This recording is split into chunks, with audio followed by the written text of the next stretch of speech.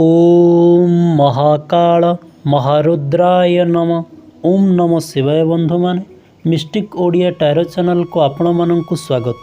आसंतु tarot card reading माध्यम रे जानि जिबा मकर राशि व्यक्ति माननक पई मार्च मासटी किपरि रहिबो। मकर राशि व्यक्ति माने जदि भिडियोटी आपनकु भल लागे तेबे चैनल को सब्सक्राइब करी ऑल नोटिफिकेशन बेल टी को ऑन करंतु, जहा फल रे मोर समस्त दैनिक मासिक और वार्षिक राशिफल वीडियो को आपण माने सर्वप्रथमे देखिपारे। ताहले एही वीडियो रे आमे आलोचना करिबा आपणकर साधारण जीवनशैली किपरि रहिबो, व्यवसायी माननक पई किपरि रहिबो, अन्यान्य कार्य रे जो माने नियोजित अछंती सेमाननक पई किपरि रहिबो, मकर राशि विद्यार्थी माननक पई किपरि रहिबो एवं आपणकर पारिवारिक सामाजिक संपर्क किपरि रहिबो, लव रिलेशनशिप और आपणकर शारीरिक स्वास्थ्य किपरि रहिबो मार्च मासरे मकर राशि व्यक्ति माननक पई। सर्वप्रथमे देखिबा आपणकर जीवनशैली किपरि रहिबो। मकर राशि व्यक्ति माने मार्च मासरे आपणकर जीवनशैली बहुत भल रहिबो। मार्च मासरे आपणकर भ्रमण जोग रहउछि, अर्थात आपण गोटी स्थान रु अन्य स्थान को कोनोसी कार्य क्षेत्र रे होई पारे किंबा कोनोसी स्थान कोनोसी बुलिबा क्षेत्र रे होई पारे बा मजा मसली करिबा क्षेत्र रे होई पारे आपण यात्रा करि पारंती एवं एही मासरे आपणकर मन बहुत भल रहिबो। आपणकर पारिवारिक वातावरण भल रहिबो, आपणकर आर्थिक रोजगार मध्य बढ़िबो। एही मासरे आपण नुआ नुआ लोक मानक सहित साक्षात करि पारंती, केतेक क्षेत्र रे कोनोसी नूतन शिक्षा मध्य आपण ग्रहण करि पारंती। एही मासटी आपणकर जनरल लाइफ बा साधारण जीवनशैली बहुत भल रहिबो। एबे देखि जिबा जेउ माने विद्यार्थी अछंती सेमानंक पई मासटी किपरि रहिबो। मकर राशि विद्यार्थी माने मार्च मासटी आपणक पई उत्तम फल रहउछि। विद्या अध्ययन क्षेत्र में आपण परिश्रम करुथिबार देखा जाउछि एवं समस्त क्षेत्र में आपण बैलेंस करी आगो को बढ़िबे और आपणक लाइफ रे बहुत सारा अपॉर्चुनिटी वा सुजोग मध्य आसीबो।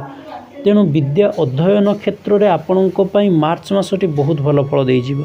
एबे देखि जिबा मकर राशि व्यवसायी माननक पई मार्च मासटी किपरि रहिबो। मकर राशि व्यवसायी माने मार्च मासटी आपणक पई भल फल रहिबो। व्यवसाय क्षेत्र में ईश्वरंकर आशीर्वाद आपणक ऊपर रहिबो। आपणक पई व्यवसाय क्षेत्र में नुआ नुआ मार्ग बा नुआ नुआ बाट देखा जिवो। आपणक रोजगार पंथा आपण पाइबे। व्यवसाय क्षेत्र में आपण जेतिकी नियोजक करिवे बा जेतिकी आपण इन्वेस्टमेंट करिवे सेही अनुसार आपणकर रोजगार मध्य बढ़ुथिबार देखा जाउछि। अतएव व्यवसाय क्षेत्र में मार्च मासटी आपणको भल फल देई जिवो। जो माने व्यवसाय व्यतीत अन्य कोनोसी कार्य क्षेत्र में नियोजित अछंती सेमानंक पई मार्च मासटी किपरि रहिबो। ताहले मकर राशि व्यक्ति माने आपण माननक पई कार्य क्षेत्र में भल परिस्थिति सृष्टि हेबो।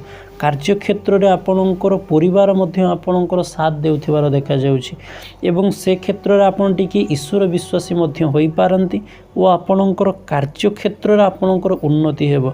आपण जहाँ आशा करूछंती आशा ठारू आपणको एही मासरे अधिक मिलिबार संभावना रहउछि। एबे देखि जिबा आपणकर पारिवारिक और सामाजिक संपर्क किपरि रहिबो।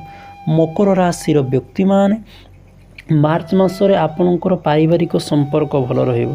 परिवार रे आपण कोनोसी ईश्वरंकर पूजार्चना मध्य करुथिबार देखा जाउछि बा घरे कोनोसी यज्ञ किंबा कोनोसी छोट पूजा एही प्रकार स्थिति बनुछि आपणकर एवं आपण निजे मध्य ईश्वर विश्वासी बे ईश्वरंकर कृपा दृष्टि आपणको परिवार ऊपर रहिबो एवं आपण समस्त क्षेत्र रे को संतुलनता रक्षा करी आगो को बढ़ुथिबार देखा जाउछि और समाज रे मध्य आपणकर सामाजिक संपर्क बहुत भल रहिबो। एबे देखि जिबा जेउ मकर राशि व्यक्ति माने प्रेम संपर्क रे अछंती सेमानंक पई मार्च मासटी किपरि रहिबो। ताहले मकर राशि व्यक्ति माने आपणकर लव लाइफ मार्च मासरे भल रहिबो।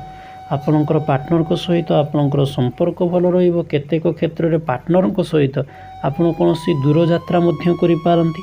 केतेक क्षेत्र में कोनोसी खुशीर मुहूर्त को निजर पार्टनर को सहित आपण सेलिब्रेट करि पारंती। ए प्रकार स्थिति मध्य बनुछि, अर्थात लव लाइफ क्षेत्र में आपणक पई भल फल रहुछि। एबे देखि जिबा आपणकर स्वास्थ्य किपरि रहिबो। ताहले मकर राशि व्यक्ति माने मार्च मासटी आपणकर समस्त क्षेत्र में भल रोचे, मात्र आपण टिके निज स्वास्थ्यर जत्न नेबे आज्ञा, କାରଣ ଏହି ମାସରେ ଯଦି ଆପଣ ନିଜର ସ୍ୱାସ୍ଥ୍ୟ ପ୍ରତି ଗୁରୁତ୍ୱ ନ ଦିଅନ୍ତି ତାହେଲେ ଆପଣଙ୍କର ଶରୀର ଅସୁସ୍ଥ ହୋଇପାରେ, ଆପଣଙ୍କର ଦେହ ଖରାପ ହୋଇପାରେ। ତେଣୁ ଆପଣ ଚେଷ୍ଟା କରନ୍ତୁ ଅନ୍ୟାନ୍ୟ ସମସ୍ତ କାର୍ଯ୍ୟ କରିବା ସହିତ ନିଜ ଶରୀରର ମଧ୍ୟ ଯତ୍ନ ନେବା ପାଇଁ। ଯଦି ଆପଣଙ୍କର ଶରୀର ଠିକ୍ ନ ରହିବ ତାହେଲେ ଆପଣ ଖୁସିରେ କିପରି ରହିପାରିବେ ଆଜ୍ଞା। ତେଣୁ ନିଜ ଶରୀରର ଟିକିଏ ଯତ୍ନ ନିଅନ୍ତୁ, ଯାହାଫଳରେ ଆପଣଙ୍କର ଶାରୀରିକ ସ୍ୱାସ୍ଥ୍ୟ ମାର୍ଚ୍ଚ ମାସରେ ଭଲ ରହିପାରିବ। ଭିଡ଼ିଓଟିକୁ ସମ୍ପୂର୍ଣ୍ଣ ଦେଖିଥିବାରୁ ଆପଣମାନଙ୍କୁ ଅଶେଷ ଅଶେଷ ଧନ୍ୟବାଦ।